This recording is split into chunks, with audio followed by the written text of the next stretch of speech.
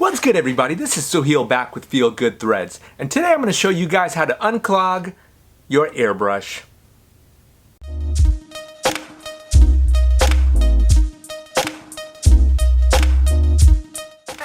Alright folks, so we're back again with another tutorial, and today the tutorial is actually going to be based on one of the many tools that I use to customize, which is our trusty airbrush over here. So just some real quick basics about the airbrush, guys. If you guys don't know, the airbrush is in general powered by a compressor. I've got an Iwata compressor here, so let me pick this guy up. I hope you guys can see that. This is my Studio Series Iwata compressor here. The compressor, what it does, it's basically the power for your airbrush. So without a compressor or without some kind of a power source, your airbrush is pretty much useless. It's a paperweight. So the first thing that you guys should know about the compressor is I keep my compressor at a 40 PSI. What that basically means is that's how much pressure it runs through this air hose line in order for my airbrush to actually operate. So 40 PSI is in general the recommended for paint to flow out of this Iwata, which is in this case an HP-CS Iwata. And I'll show you guys a couple of things about how to unclog this guy today later on in the tutorial. But I did want to just go over some real quick basics so you guys understand the whole process of how this airbrush works, so then you guys have a better understanding on how to unclog it and how to troubleshoot it yourself, okay? So first and foremost, I have a hose line here that's connected, as you guys could see. That hose line is actually the power source for my air to come through and then push out air out of my airbrush, so whatever is in this cup will also get pushed out at the same time. In essence, what it's doing is I have paint in this cup, I have air that shoots through the hose line and pushes this air out through the nozzle, and that's what disperses the air, is actually that disperses the paint, is actually the air pushing the paint out from the bowl or the cup area out towards this way. In this tutorial I break down this Iwata HP-CS, but that doesn't mean that every airbrush is the same. It's kind of like driving cars. So just because it's an airbrush, but for example, I've got another airbrush here, which is a Grex airbrush. They might do the same thing, meaning they'll both paint, but they have different operations and different ways that they do shoot that paint out. So they have different applications. They're very similar though, so that's the good thing. That might have you guys doing a little bit of research yourself, meaning if you don't have this Iwata HP-CS and you have a different version of an airbrush, you may or may not have to dig through the manual or Google exactly how to break your airbrush apart. But for today, I'll show you guys how easy it is to break this airbrush apart. I can do this in a matter of less than a minute, and I'll show you guys exactly what I do when I clean this guy up. So with that said, I'm gonna put this guy down, and we'll just show you guys exactly how I have this set up here. I've got an Iwata Studio Series compressor, and that is connected to an Iwata HP-CS gravity feed, gravity meaning the cup is here on the top rather than on the bottom, gravity feed airbrush, okay? I also have a connector piece here that I ended up buying here. It's called the quick disconnect. You guys see that guy right here? This metal piece here? You may not have that because you're screwing your airbrush in. Well, mine's, I can just pop it off like that, okay? And when I need to pop it back on, I could pop it in like this, okay? The pieces here, there's a male and a female piece right here that you have to purchase, okay? I believe I got that from Amazon. And as you buy other airbrushes, for example this airbrush here, I also have a piece on here. It's a connecting piece. So why did I get this? It's because I've got 3 different airbrushes and they're all gravity feed, and so unfortunately for the gravity feed, I can't just pop the paint off from the bottom like the siphon feed ones do. I actually have to dump the paint out of the cup, clean it all up, and then put in a new color. Otherwise what'll happen is I'll have the remaining paint from the last paint that I was using, and it'll mix in here and it'll basically taint the paint that I'm trying to shoot out from this guy. So the only time that you wouldn't do that is if you don't really care. For example, if you're doing like a galaxy print or a fade and you're going from one color to another, you're transitioning, and it's okay for you to have a little bit of that medium a combination of both colors in order for you to have a smooth transition. That would probably be the only time where you wouldn't clean out a whole gravity feed cup. Okay. Other than that, the disconnect here, it makes my life a lot easier because now I can put black paint in this one, white paint in this one, and when I'm shooting one color and it's done, I can just cap this guy off, and then I could put on my new airbrush. Okay, so let's get back to the airbrush real quick. A couple of things I want you guys to know. Obviously, I've taken this back piece off here. This back piece is just really just to protect the back needle here from bending. I usually shoot my shoes without this guy, so I usually just keep this on the side. And as you guys can notice here, I don't have the top cap on it either, because again, I'm super lazy, and I usually just load about half of the cup so I don't have to worry about spilling. Because if you go too high on the paint, and if you accidentally tip over too far over one way or another, you're gonna end up spilling the paint on the cup. So I always generally, rule of thumb is just keep about a half of the cup filled, so you have enough paint in there. And then also, if you happen to have a clog and you've got to dump the paint out, at least you're not filling a whole thing all back up with paint, and you don't have to clean up a bunch of mess. All right, let's go ahead and jump into how to break this guy down. I have a little nut here in the back, okay, and this nut here in the back, what it really does is it just holds on to this needle, okay. And notice what I do when I pull this trigger back. What I see is this whole portion goes back as well. Okay, you can literally hold on to the nut and you can move it back. And when you move that back, what you're also moving back on this needle is the front of the airbrush. So if you look at the front of the airbrush now, I should be able to see the needle actually pulling back as well. When the needle pulls back, that's when that little hole is kind of given that opportunity for paint to come out. And usually that's what happens is you're pulling the trigger back. When you pull the trigger back, it also pulls this needle back. And when it pulls the needle back, that's when the air is allowed to push out this way.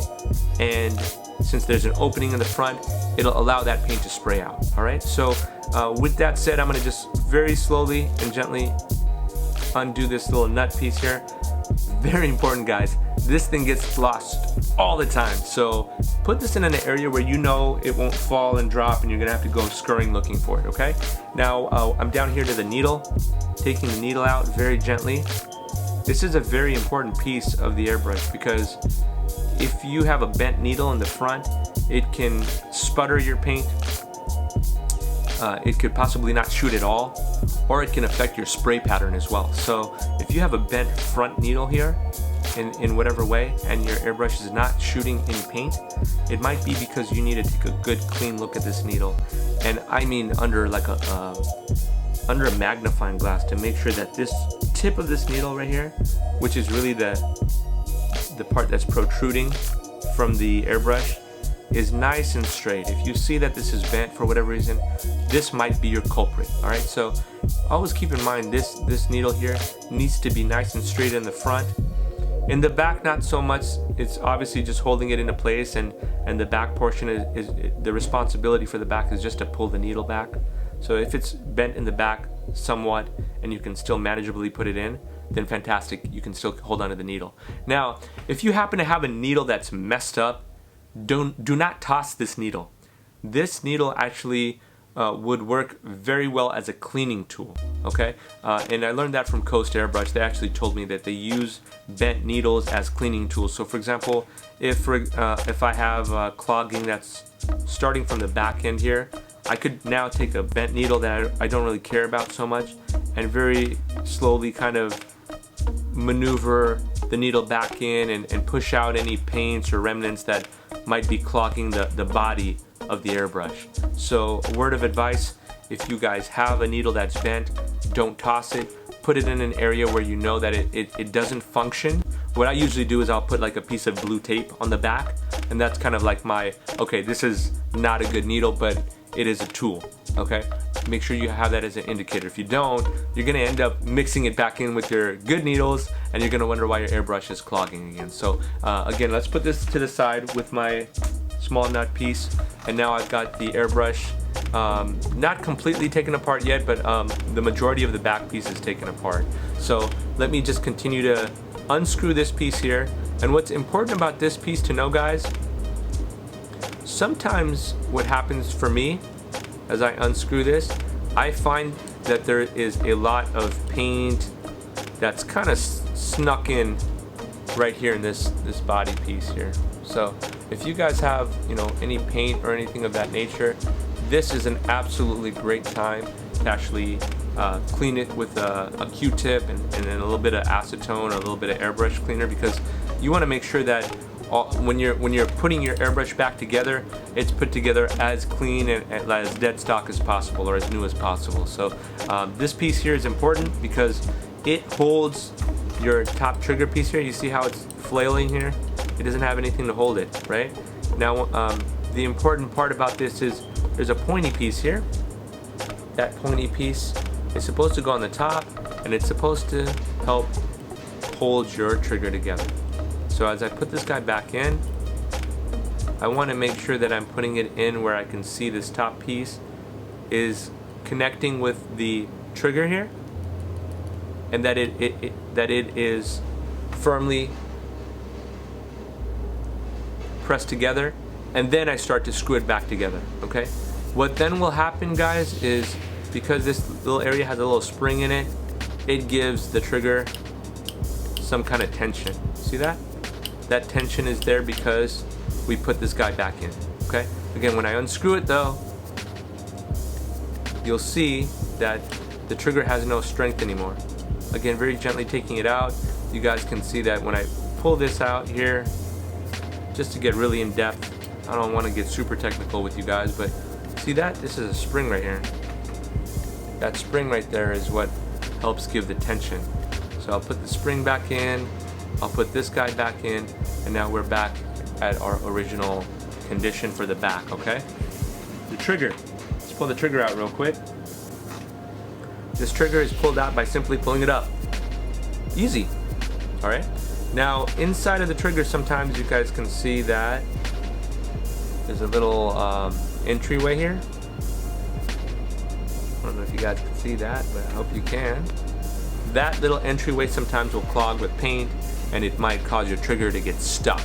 So if you feel like you're pulling the trigger back and it's not smoothly transitioning back to its original state, it might be because your trigger is stuck, all right? So what I usually do at this case, I will put this trigger to the side, but keep in mind that there's a small, on this Iwata, there's an indentation on the back of this trigger where you can clearly see that this indentation is supposed to match up with this guy here. Okay, so just when you're putting the trigger back, you want to make sure you put it back the correct way, because this guy can easily be twisted the other way, and you'll be putting the Iwata back together incorrectly. So keep that in mind, guys. A little indent on the back of this trigger here. All right, I'll put that guy to the side, and now I got the whole complete back taken apart, and I'm gonna disconnect him because there's no point in having him connected right now. And I'm gonna start on the front, okay? Now on this front, guys, a couple of things that you wanna keep in mind. If your paint's not coming out, you have to make sure that everything on the front end is completely tight, airtight, so that way that air won't leak out, and you keep that 40 psi pressure that we spoke about in the beginning of this tutorial. So if you have air leaking out from spots, or if you have the nozzle that's not properly placed in, it's leaking air internally, then that might be another culprit on why your air pressure is not so great. So you want to ensure that everything is locked and sealed nice and clean. Now, when I say locked and sealed nice and clean, I don't mean you need to go grab like one of these tools and make sure that this thing is machine tight. It needs to be hand tightened. And actually that's the preference for these guys, is you want it to be hand tightened enough where you can tighten it up and ready for paint and it's locked and sealed. But when you want to undo it, it's easy enough to do it where you can just take it apart like I just did right now, okay? So again, the only time you'll ever need to use one of these tools, these plier guys right here, is sometimes the cap gets very, very tightly stuck on there because of paint or whatnot. So I might need to use that and very gently kind of give it a little bit of a budge. but it should clearly come out like that. All right. Now we're at the most important piece, guys, and this is your key to whether your airbrush will fire paint or not. All right, and I'll tell you a couple of situations that have happened to me with this nozzle. So in case you're wondering why your paint's not coming out, and the nozzle might be one of your culprits. All right, so let's get to that next. Truth be told, I expose dummies. Take risks, cause scare money froze money, and the money make the honey's moist toes numbing. Fight or flight, right, but I never chose running. Play the art of flight board with the snow bunnies. If you my homie, I'ma let you hold something. Peace to the kids, learn to grow sunny. Days far away, no shade, bro. Shark tanks full of great white makos. I don't blow dough, need to save those. You was freezing to death, would you stay cold? With a can